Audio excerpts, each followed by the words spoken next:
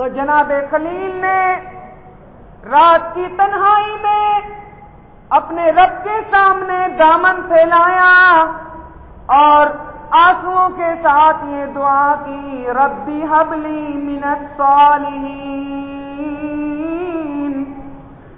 اے میرے رب مجھے نیک بیٹوں میں سے ایک بیٹا عطا کر۔ اب میں نے عزیز دوستوں آپ کو اللہ تعالیٰ کا قانون بتایا کہ اللہ تعالیٰ سے اتنا مانگو اللہ تعالیٰ اتنا دیتا ہے۔ وہ دینے والے کے ظرف کو نہیں دیکھتا، وہ اپنی قدرت کے مطابق دیتا ہے۔ تو رب العالمین نے جناب خلیل کی دعا کو قبول کر لیا اور فوراً جبریل نیچے آ کر حضرت ابراہیم کو خوشخبری دینے لگا، فَبَشَّرْنَاهُ بِغُلَامٍ حَلِيمٍ، ہم نے ان کو حلیم بیٹے کی خوشخبری دی۔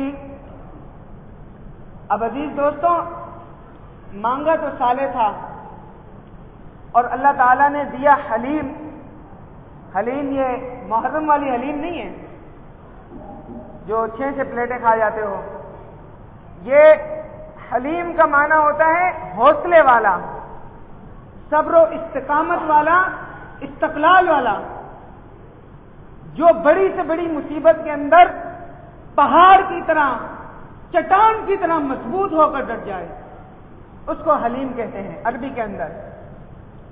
تو حضرت ابراہیم علیہ السلام نے نیک بیٹا مانگا اور اللہ تعالیٰ نے کہا کہ میں نے جو آپ کو بیٹا دینا ہے وہ نیک تو ہوگا ہی، ساتھ وہ حلیم ہوگا۔ تو حضرت ابراہیم علیہ السلام عرض کرتے ہیں، یا اللہ تیری حکمتیں ہیں، حلیم بیٹا دینے کی کیا حکمت ہے؟ فرمایا ابراہیم جس قدر آپ جانتے ہو آپ نے اس کے مطابق مانگا، اور جو میں جانتا ہوں وہ تو آپ کے علم میں نہیں ہے۔ بڑے بڑے نیک ہوں لیکن جب گردن پر چھری آئے تو اچھے خاصے نیک بھی پھسل جاتے ہیں۔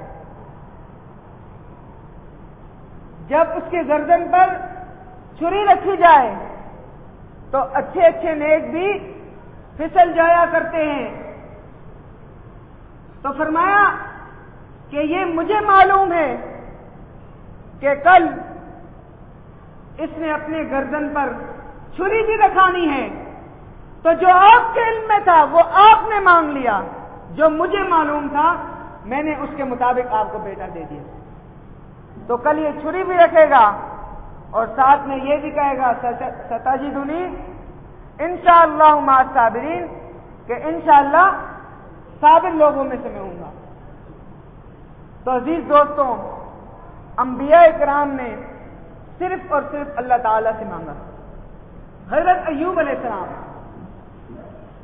علماء نے لکھا کہ ان کے اوپر ایک سخت بیماری آ گئی تھی۔ بعض ضعیف قول ہیں کہ جسم کے اندر کیڑے پڑ گئے تھے، لیکن عزیز دوستوں ہمارا عقیدہ ہے کہ پیغمبر کے جسم کو وفات کے بعد بھی کوئی چیز نقصان نہیں پہنچا سکتی، تو زندگی میں کیڑا لگے یہ نہیں ہو سکتا۔ بہرحال ایک بیماری تھی، اللہ تعالیٰ نے اس کو بیان نہیں کیا، تو اب اللہ، جس کو اللہ تعالیٰ نے پوشیدہ رکھا ہے ہمیں بھی پوشیدہ رکھنا چاہیے۔ تو ایک بیماری اللہ تعالیٰ نے ان کو لگا دی، 18 سال تک شہر سے لوگوں نے اٹھا کر جنگل میں ڈال دیا۔ ایک بیوی تھی بڑی وفادار، خدمت کرتی تھی، روز لکڑیاں لے کر آتی جنگل سے اور جلا کر کھانا پکاتی، حضرت ایوب علیہ السلام کی خدمت کرتی۔ ایک دن وہ آ رہی تھی تو شیطان کو حضرت ایوب علیہ السلام کے حوصلے صبر سے بڑی چڑ تھی، کیونکہ اللہ تعالیٰ نے شیطان کو کہا کہ دیکھو میرے بندے کو کس طرح صبر کر رہا ہے۔ تو اس نے کہا کسی طرح حضرت ایوب علیہ السلام کو صبر سے روکا جائے۔ تو ان کی بیوی روز رستے سے جنگل سے لکڑیاں لے کر آتی تھی۔ ایک دن جب وہ آ رہی تھی تو شیطان ایک نورانی بزرگ کی شکل میں رستے میں بیٹھ گیا اور ارد گرد مریدوں کا ایک جمگٹھا لگ گیا. پیر صاحب تشریف فرما ہے اور ارد گرد مستنڈے قسم کے مجاور جو ہے مرید جمع ہیں سارے. پیر صاحب بھی ڈبل ڈیکر بنا ہوا ہے. تو اب شیطان جو ہے بیماری کی شکل میں آتے ہیں تو بڑا شیطان ان کو ہاتھ لگاتا ہے, وہ فوراً صحیح ہو جاتے ہیں. تو جب حضرت ایوب علیہ السلام کی بیوی نے یہ دیکھا بڑی حیران ہوئی. انسان ہے, کوئی ایسی عجیب چیز دیکھتا ہے تو حیران ہو جاتا ہے. تو اسے کوئی پہنچی ہوئی سرکار ہے, وڈا پیس ہے. تو وہ جو ہے حضرت شیطان کے پاس آئی, کہنے لگی بابا آپ کے ہاتھ میں تو بڑی تاثیر ہے کہ مدتوں کے بیمار آتے ہیں اور صحیح ہو جاتے ہیں. میرا شوہر بھی 18 سال سے بیمار پڑا ہوا ہے, کچھ اس کے لیے بھی دعا کر لو. اب وہ سادی تھی, اس کو نہیں معلوم تھا کہ شیطان ہے.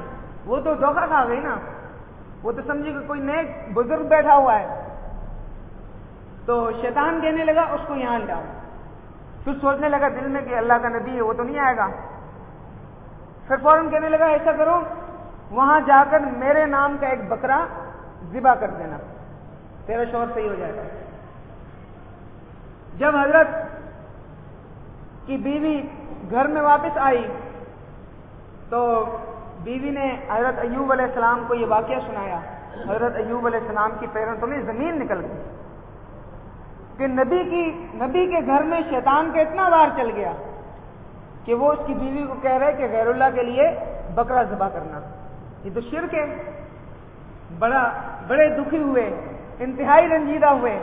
اللہ تعالیٰ سے دعا کی, یا اللہ اگرچہ تکلیف مجھے برداشت, میں صبر کروں گا, لیکن اب شیطان نے میرے عقیدے کو خراب کرنا شروع کیا ہے. اور عقیدے کے اوپر جب ضرب پڑے, کیونکہ عقیدہ خراب ہو جائے سب کچھ تباہ و برباد ہو جاتا ہے, سب کچھ. تو یا اللہ اب میری مدد فرما. اب شیطان نے میرے گھر والوں کا عقیدہ خراب کرنا شروع کیا ہے.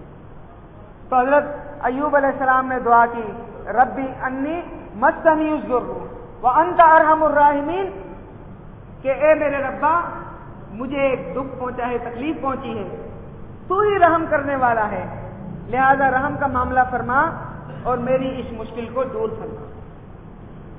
تو عزیز دوستوں, انہوں نے اللہ تعالیٰ سے دعا کی. اللہ تعالیٰ نے ایک چشمہ جاری کر دیا. اس چشمے میں نہائے تو بالکل ٹھیک ٹھاک ہو گئے. 20 سال کی عمر ہو گئی, جوان.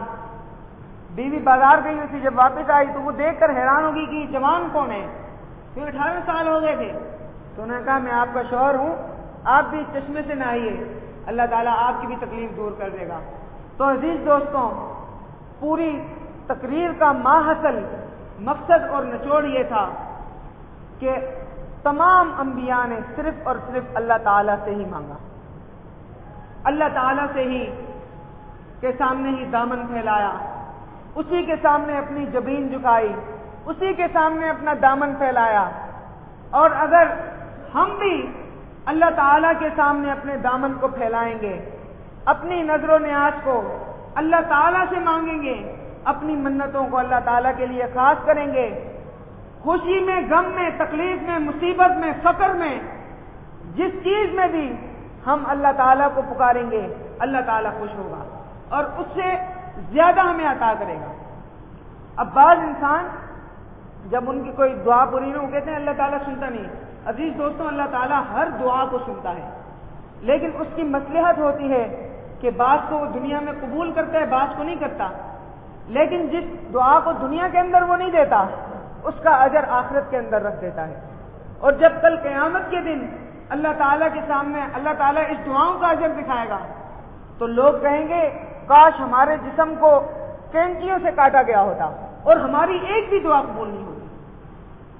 تو عزیز دوستوں, دعاؤں کا اتنا فضیلت ہے اور اتنا اجر ہے. اللہ تعالیٰ ہمیں اسی ذات سے مانگنے کی توفیق عطا فرمائے اور ہر مصیبت میں اسی سے مانگنے کی توفیق عطا فرمائے. وما علینا الا البلاغ.